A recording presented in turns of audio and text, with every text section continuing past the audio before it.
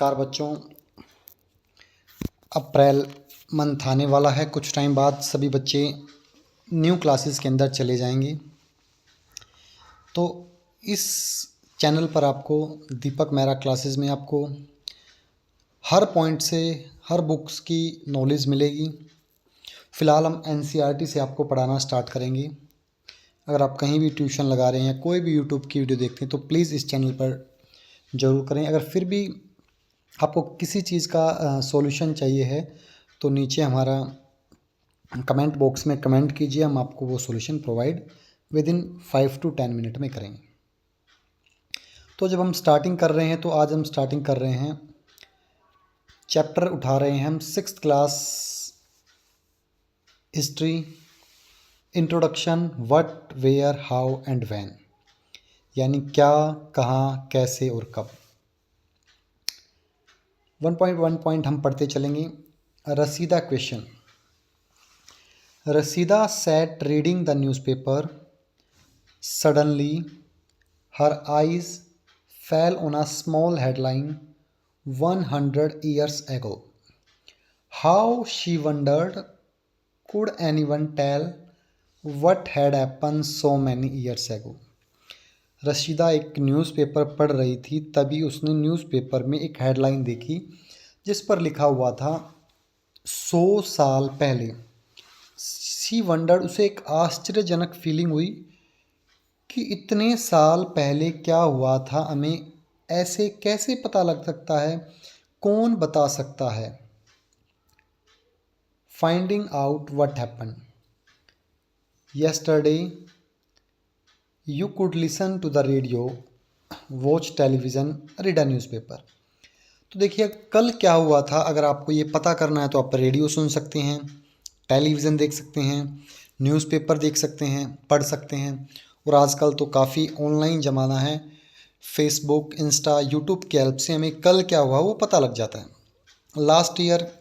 Last साल क्या हुआ था ये पता करने के लिए हम किसी से पूछ सकते हैं कि इस तारीख को, जैसे कुछ टाइम पहले कोरोना आया था, क्या हुआ था, ये हम किसी से पूछ सकते हैं।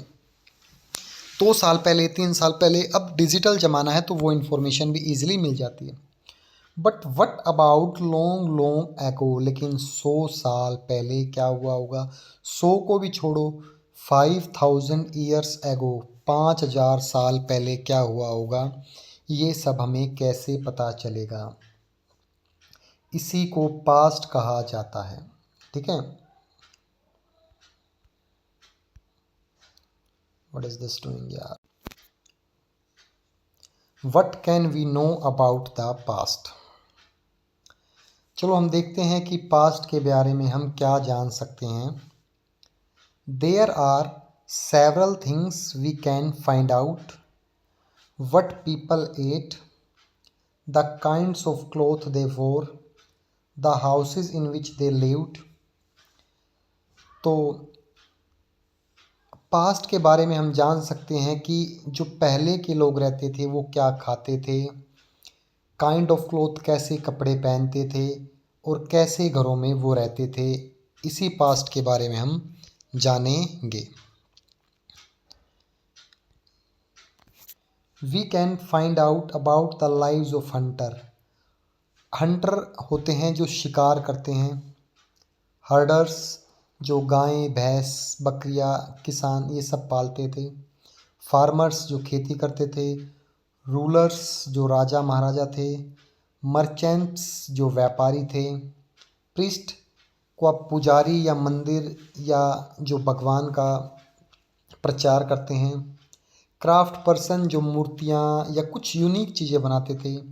आर्टिस्ट कलाकार, वो कलाकार कुछ भी हो सकता है। Musician and scientist. तो जब हम पास्ट के बारे में जानेंगे तो मैंने बताया पास्ट मतलब 100 साल पहले, 200 साल पहले, तो हमें बहुत सारी चीज़ें जानने को मिलेगी कि लोग कैसे थे, कैसे कपड़े पहनते थे, कैसे घरों में रहते थे। फिर उसके बाद हम जाएंगे तो रूलर्स, राजा महाराजा, मर्चेंट्स, व्यापारी, इन सब चीज़ों के बारे में हमें इंफॉर्मेशन मिलेगी।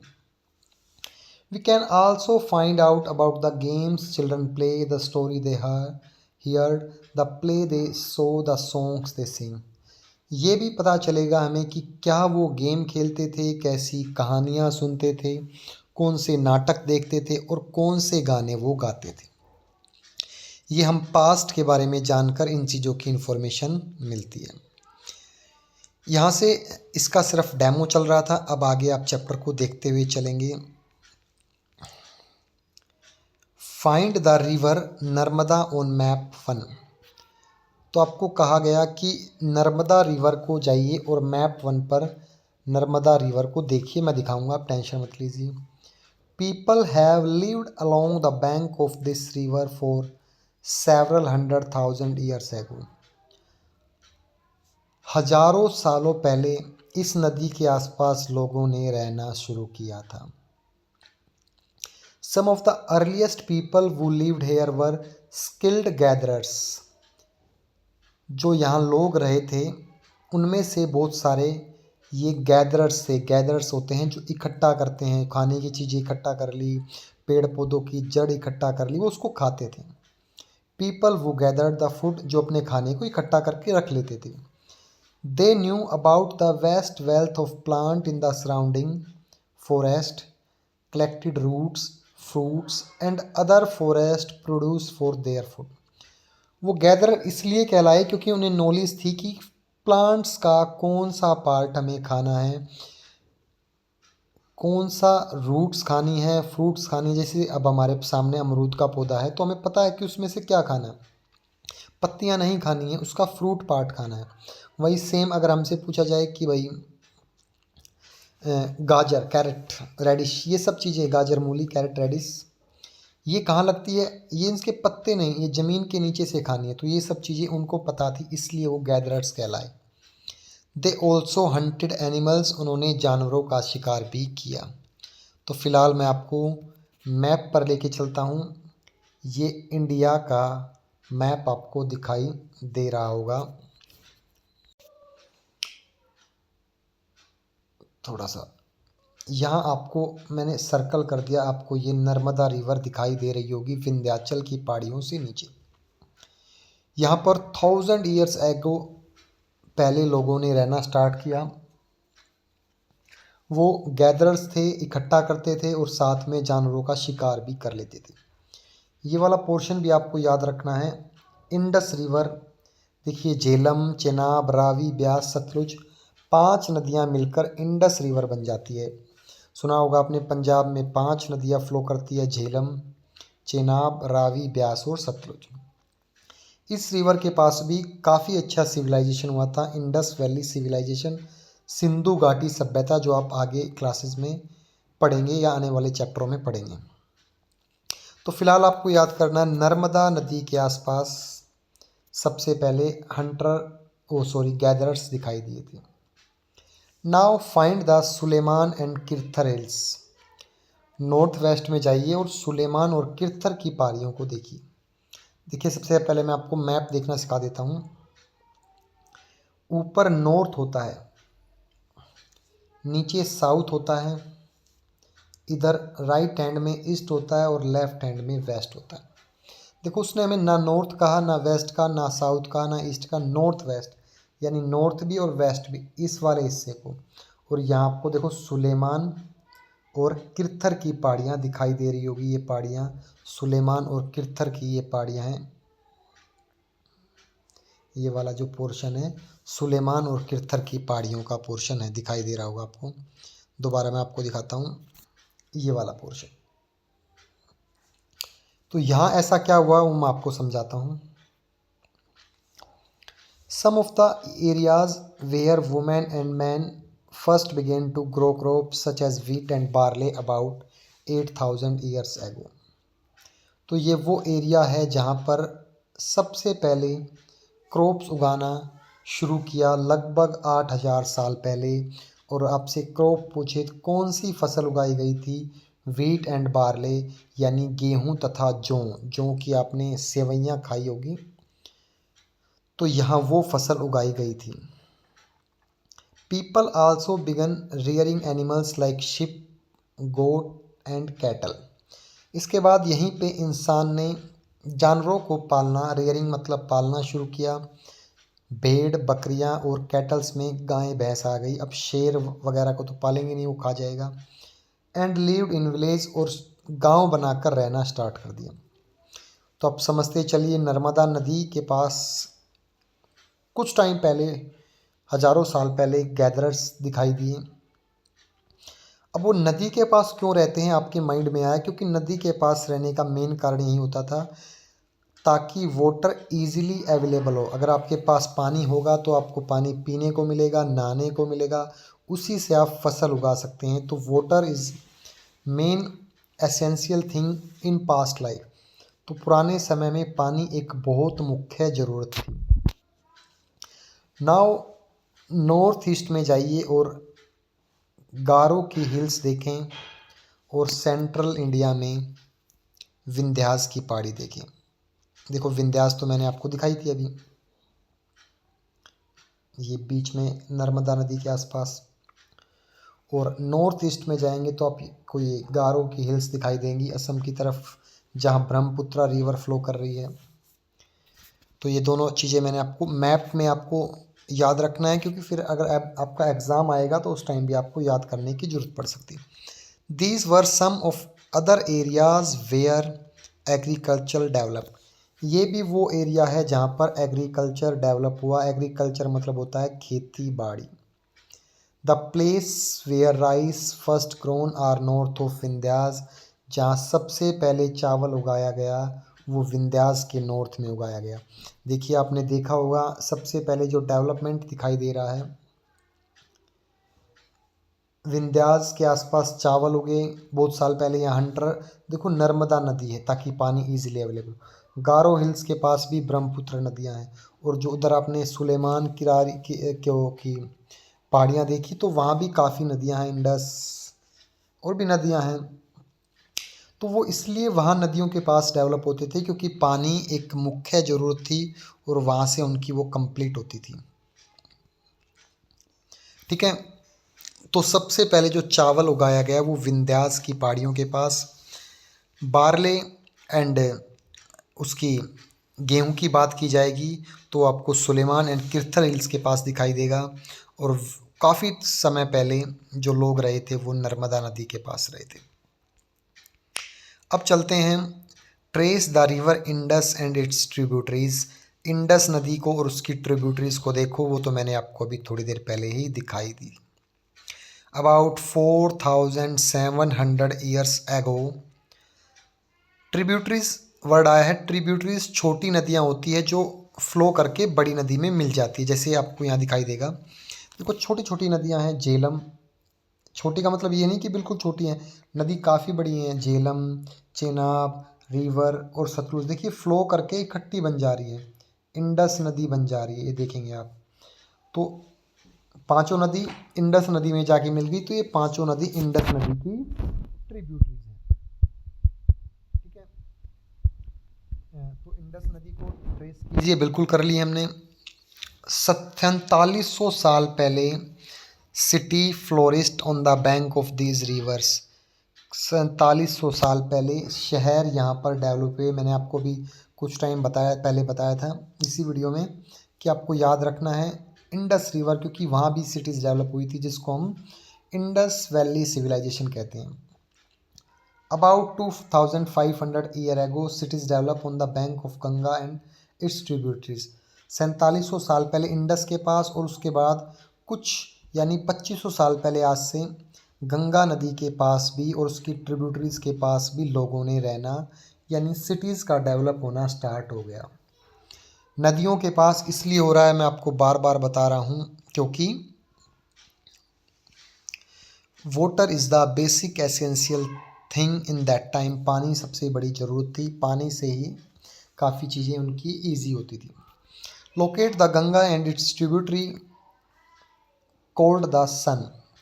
गंगा नदी को देखें और उसकी ट्रिब्यूटरी जिसका नाम सन है उसको देखें। गंगा नदी आपने देखी होगी जो गंगोत्री से निकलती है पहाड़ों से। आपको फिर भी मैं दिखा देता हूँ, this is the Ganga river.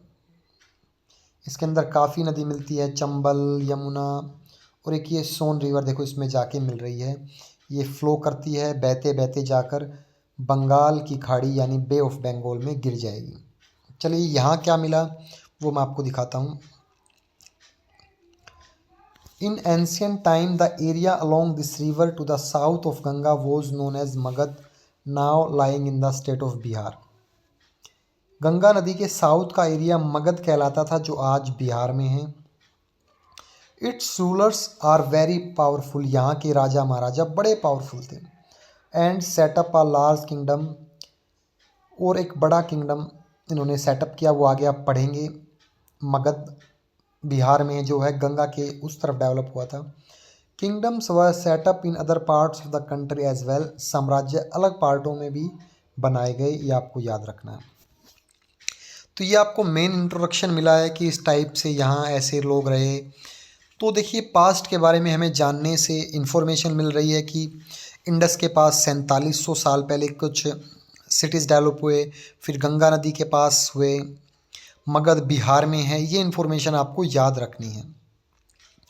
Throughout people travel from one part of the subcontinent to another, उसके बाद लोगों ने ट्रैवल यात्रा करनी शुरू की एक जगह से दूसरी जगह। The hills and high mountains including the Himalaya, desert, rivers and seas made journey dangerous at times. देखो आज यात्रा करना इजी है क्योंकि पानी में जाना है तो समुद्री जहाज है, रोड पर चलना है तो बाइक है, ट्रेन है पटरियों के लिए, हवा से जाना है काफ़ी दूर तो एरोप्लेन है।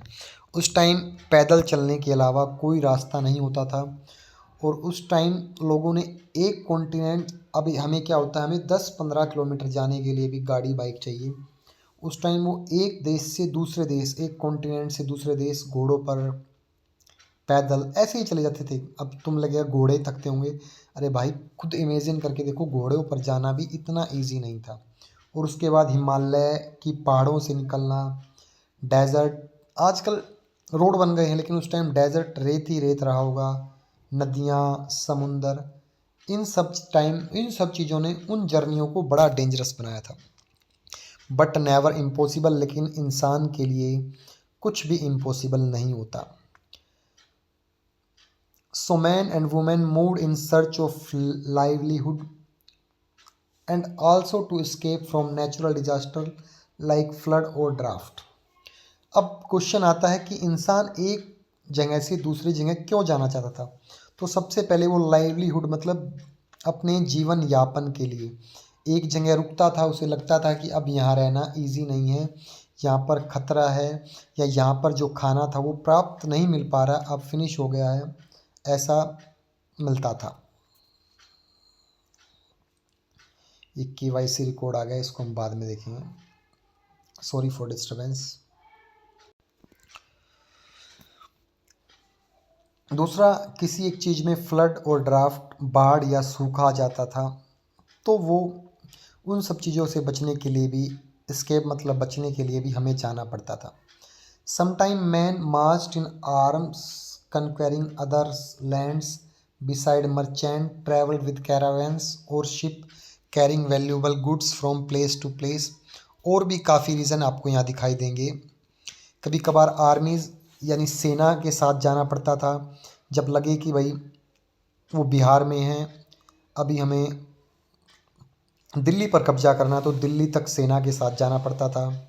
कभी मर्चेंट्स, व्यापारी ट्रैवल करते थे अपनी कैरावेंस में, जहाज़ों में। कभी वैल्यूएबल चीज़ें, कुछ कीमती चीज़ें राजा ने भेजी है, कुछ पत्र भेजा है, वो लेकर एक जगह दूसरी जगह जाना पड़ता था।